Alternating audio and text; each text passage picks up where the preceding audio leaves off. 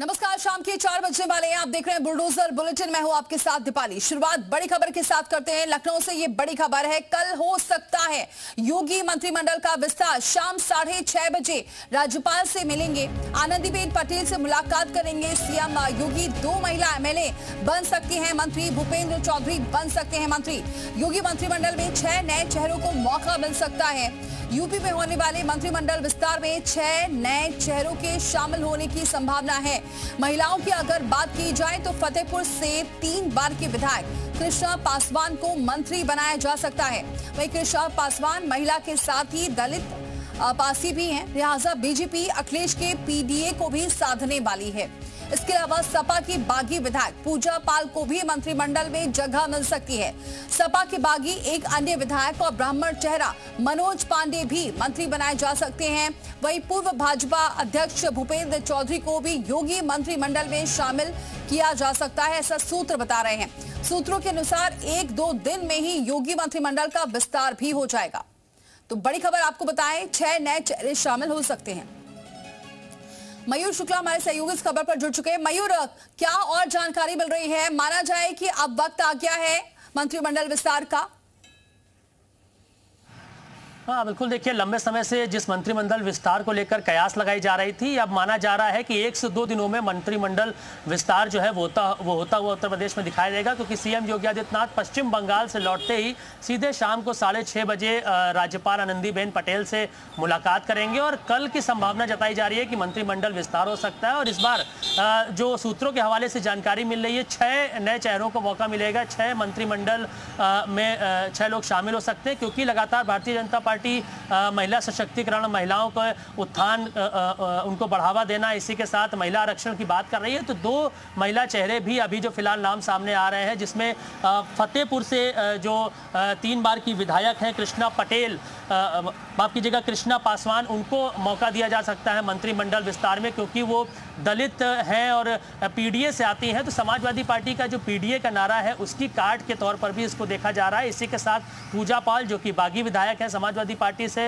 लंबे समय से जिस तरीके से सपा को घेरने का काम कर रही हैं, तो उनको भी ये बड़ा गिफ्ट मिल सकता है, मंत्रिमंडल में वो शामिल हो सकती है। इसी के साथ मनोज पांडे, जो कि बड़ा ब्राह्मण चेहरा, एक समय में समाजवादी पार्टी के लिए रहा करते थे, लेकिन अब बागी होकर भारतीय जनता पार्टी में आए हैं, तो मनोज पांडे को भी मंत्रिमंडल में जगह मिल सकती है। लंबे समय से वो भी इसका इंतजार कर रहा है। भूपेंद्र सिंह चौधरी, जो कि पूर्व में प्रदेश अध्यक्ष उत्तर प्रदेश में बीजेपी में रहे, उनको भी मंत्रिमंडल में जगह दी जा सकती है। तो 1 से 2 दिन मोस्ट प्रोबेबली माना जा रहा है कि कल इस पर लगभग शाम तक फैसला हो जाएगा और नामों का ऐलान कर दिया जाएगा। लेकिन जिस तरीके से लंबे समय से कयास लगाई जा रही थी कि मंत्रिमंडल विस्तार आखिरकार उत्तर प्रदेश में कब होगा, तो ऐसे में अब ये माना जा रहा है कि 1 से 2 दिनों में मंत्रिमंडल विस्तार होगा और इसमें तमाम नए चेहरे और लगभग जो अभी जो सूचना मिल रही है 6 लोगों को इसमें शामिल किया जा सकता है। मयूर, अगर 6 लोगों की बात करें तो क्या रणनीति बनाई गई है? हालांकि आपने कृष्णा पासवान के बारे में तो जिक्र किया, पूजा पाल के बारे में भी सब जानते हैं, लेकिन अगर हम मनोज पांडे की बात करें और अशोक कटारिया की बात करें, क्योंकि मनोज पांडे को बहुत पहले ही शामिल किया जा सकता था, ऐसे कयास बहुत दिनों से लगाए जा रहे थे,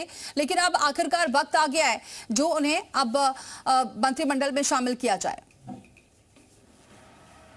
देखिए, जातीय समीकरण भी साधना है, क्षेत्रीय समीकरण भी साधना है, और जो दूसरी पार्टियों से भरोसा करके अपनी बीजेपी में आए हैं उनको भी साधने का यहाँ पे प्रयास किया जाएगा। सबसे बड़ी बात है जो कि पूजा पाल या फिर कृष्णा पासवान की बात करें, दोनों पीडीए से आती हैं, तो पिछला दलित अल्पसंख्यक की बात जो समाजवादी पार्टी कर रही है उसकी काट के लिए कहीं ना कहीं इन दोनों को मौका दिया जा सकता है। और जिस तरीके से ब्राह्मण पॉलिटिक्स उत्तर प्रदेश में चल रही है, लगातार अखिलेश यादव के बयान सामने आते हैं, कांग्रेस पार्टी भी ब्राह्मण पॉलिटिक्स कर रही है और बीजेपी भी लगातार अग्रसर है। तो ऐसे में मनोज पांडे, जिनको बहुत पहले शामिल कर लेना चाहिए था, देर जरूर हुई, लेकिन अब उनको ये बड़ा गिफ्ट कल या परसों में मिल सकता है कि उनको भी मंत्रिमंडल में शामिल किया जा सकता है। भूपेंद्र सिंह चौधरी, जिन्होंने बहुत अच्छा काम लंबे समय से उत्तर प्रदेश के लिए किया, जब वो प्रदेश अध्यक्ष थे, पूर्व में वो मंत्री भी थे, तो ऐसे में उनको भी नई जिम्मेदारी सौंपी जा सकती है। अन्य जो चेहरे हैं उस पर अभी प्रमुखता से नहीं कहा जा सकता, लेकिन ये जो 4 चेहरों की मैं बात कर रहा हूँ, इन पर कयास लगाई जा रही है कि शायद ये मंत्रिमंडल में जरूर शामिल होंगे।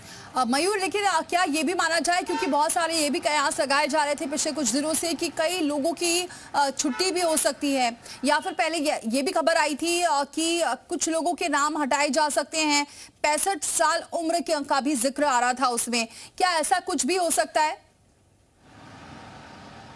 देखिए, दो तरीके की बातें हैं, एक मंत्रिमंडल विस्तार और मंत्रिमंडल बदलाव। अगर बदलाव मंत्रिमंडल में होगा तो कहीं ना कहीं उसमें कुछ ऐसे मंत्री हैं जिनके पास एक से ज़्यादा विभाग है, तो उसमें बदलाव किया जा सकता है। या फिर तमाम ऐसे मंत्री हैं जो जैसा कि आप जिक्र कर रहे हैं कि 65 साल की उम्र वाला जो फैक्टर है उनकी छुट्टी भी की जा सकती है, नए युवाओं को मौका दिया जा सकता है, और खासतौर पर जो दूसरी पार्टी से बीजेपी में शामिल हुए हैं जिनका लगातार मैं नाम ले रहा हूँ, उनको भी मौका देने का यहाँ पर काम किया जा सकता है। तो मैंने बताया कि क्षेत्रीय समीकरण, जातीय समीकरण और जिस तरीके का उत्तर प्रदेश में माहौल है उसके हिसाब से 2027 विधानसभा चुनाव है। पश्चिम बंगाल में जिस तरीके से सरकार बनी, प्रचंड बहुमत बीजेपी ने हासिल की, कुछ उसी स्ट्रैटेजी पर चलती हुई भारतीय जनता पार्टी दिखाई देगी। उसी आधार पर मंत्रिमंडल विस्तार होगा और इसमें कोई दो राय नहीं है कि विस्तार के साथ अगर बदलाव भी होना हुआ तो कुछ पुराने लोगों को हटाया जा सकता है, नए लोगों को मौका दिया जा सकता है, कुछ का कार्यभार बढ़ाया जा सकता है और कुछ का कम भी किया जा सकता है। तो अब देखना होगा कि आज बैठक के बाद क्योंकि सूत्रों के हवाले से ही जानकारी हमारे पास है, तो 1 से 2 दिनों में